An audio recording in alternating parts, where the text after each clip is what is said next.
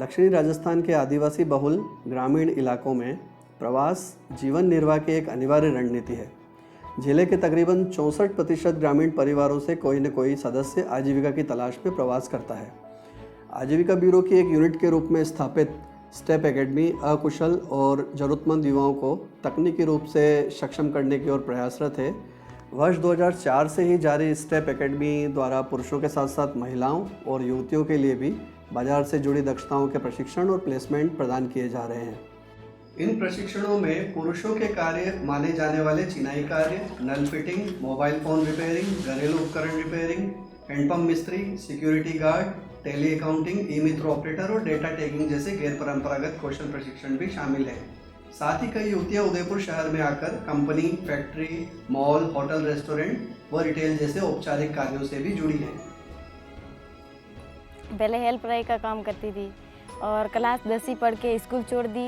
परिवार की हालत ख़राब थी, इसलिए फिर हेल्पराई का काम किया। हेल्पराई में अच्छे से पैसे नहीं मिल पाते थे।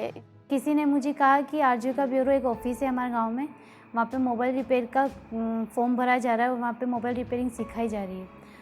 यह सच है कि इन गैर परंपरागत आजीविका के विकल्पों में भागीदारी करने वाली महिलाओं के सामने अनेक पारिवारिक और सामाजिक बाधाएं रुकावट डालती हैं, लेकिन फिर भी कई युवतियां अपनी पूरी ऊर्जा व उत्साह से ताज़े सीखे हुनर को अपनाकर निखारती हुई नजर आती हैं। मैं पहले ट्रेनिंग पे जाती थी, लोग सोचते हैं तो लड़की है, पता नहीं क्या करके आ रही है, कुछ सीख भी रही है कि नहीं रही है, इसके दिमाग में कुछ आता भी है कि नहीं है, क्योंकि ये लड़कों का काम है। घर पे भी आती थी तो सब यूँ कहते थे कि यूँ ही कहते थे कि क्या तूने क्या सीखा है, कुछ दिमाग में आया है।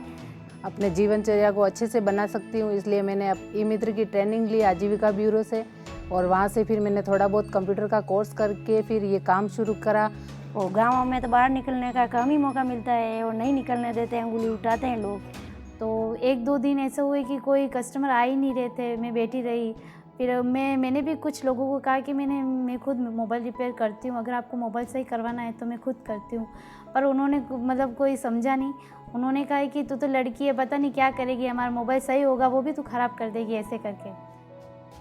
एकेडमी इस ओर प्रयासरत है कि प्रशिक्षण प्राप्त युवा अपने स्वरोजगार स्थापित करें और बाजार में अपनी नई पहचान स्थापित करें। इसी उद्देश्य से स्टेप एकेडमी नियमित रूप से ग्रामीण युवतियों और महिलाओं को कौशल प्रशिक्षण उपलब्ध करवा स्वरोजगार के अवसर मुहैया कराने में जुटी हुई है, जिससे कि वे भी आत्मनिर्भर बन सम्मानजनक तरीकों से रोजी रोटी कमा सकें। आजीविका से थोड़ा और सपोर्ट मिला मेरे को और फिर मैंने ये काम सीखा है। 1 साल भर हो गया काम करते करते और अब मैं कारीगर का काम अच्छे से कर देती हूँ। ये कहानियाँ इन ग्रामीण युवतियों व महिलाओं के सामने आने वाली बाधाओं, उनके दृढ़ संकल्प, उनके व्यक्तिगत व सामाजिक नज़रिए में आए बदलाव, उनकी आर्थिक स्थिति में आई तब्दीली, उनकी सामाजिक प्रतिष्ठा में हुए सुधार, उनके छोटे छोटे सपनों की हकीकत में बदलने के संघर्षों को बयां करती है। पहले तो मुझे कुछ भी नहीं मिलता था, 100-200 रुपये का काम आता था, वही करती थी। अब तो 1000 रुपये बन जाते दिन के। जब मैंने ट्रेनिंग ली तो मतलब लोग ऐसे बोलते थे कि ये काम मतलब कि ये क्या कर पाएगी, इस तरह से लोग बोलते थे। लेकिन जब मैं ये काम करने लगी तो अब ऐसा कुछ नहीं है, कुछ भी नहीं बोलते लोग मतलब। और मैं भी अच्छे से ये काम कर लेती हूँ और 1 महीने के 7-8 हज़ार रुपये मैं खुद कमा लेती हूँ। कारीगराई की ट्रेनिंग दी और कारीगराई में पैसे अच्छे मिलते हैं, 400-450 रुपये मिल जाते हैं। दिक्कत तो बहुत आई, लेकिन हमारे ठेकेदार ने हमें ऐसा बोला ये करो ये करो। फिर हमने धीरे धीरे नहीं हुआ तो भी कोशिश कर करके हमने सीखा और अब हम आसानी से कर सकते हैं। और हमारे यहाँ हेडपम्प मिस्त्री की ट्रेनिंग हो रही है, तो हमें पहले ऐसा लग रहा था कि ये काम सिर्फ पुरुष ही कर सकते हैं, लेकिन जब हम करने लगे तो हमें ऐसा लगा कि महिला भी कर सकती है। पर अब मैं करती हूँ, वो खुद आंखों से देख रहे तो फिर अच्छा लगता है। वो सोचते हैं कि हाँ अब अच्छा कर रही है, कर लेगी।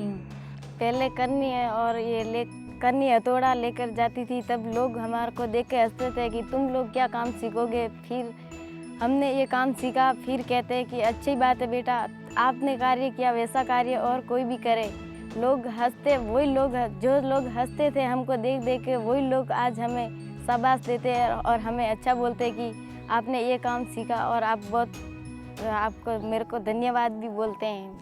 धीरे धीरे मैंने अपना काम बढ़ाया और मैंने ई मित्र का काम शुरू कर दिया और अब मैं आज फॉर्म वगैरह चढ़ाती हूँ, लोगों के सारे मूल निवास वगैरह कुछ भी ई मित्र का सारा काम करती हूँ।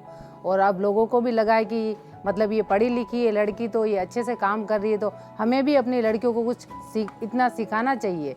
मेरे को अब अच्छा लगता है, पहले बुरा भी लगता था, लेकिन नहीं, मैंने ये सोच लिया कि मैं ये काम करूँगी और करके दिखाऊँगी।